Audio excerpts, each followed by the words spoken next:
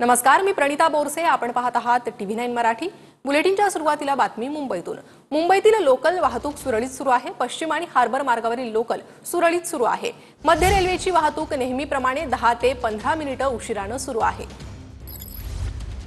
तर पाऊस झाल्यानंतर लोकलवर तेवढासा परिणाम झाला नाहीये. लोकल सेवा सुरळीत सुरू आहे.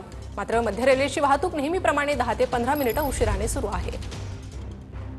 काल छत्रपती शिवाजी महाराज टर्मिनस त्याचबरोबर मस्जिद बंदर व इतर काही स्थानकाच्या दरम्यान रेल्वे ट्रॅकवर पाणी साचल्याने मध्य रेल्वे त्याचबरोबर हार्बर वेस्टर्न तिन्ही लाईनच्या ज्या रेल्वे वाहतूक आहे त्या मोठ्या प्रमाणात खोळंबल्या होत्या. अनेक ट्रेन रद्द करण्यात आलेल्या आहेत. काही ट्रेन 25 ते 30 मिनिटं उशिराने धावत होत्या.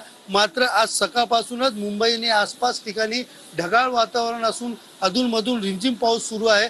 त्यामुळे मध्य रेल्वे त्याचबरोबर वेस्टर्न आणि हार्बर त्या तिन्ही लाईनच्या रेल्वे सेवा ज्या आहेत त्या सुरळीत वेळेवर सुरू असल्याचं दिसून येत आहे. प्रवाशांना मोठा याचा दिलासा मिळत आहे.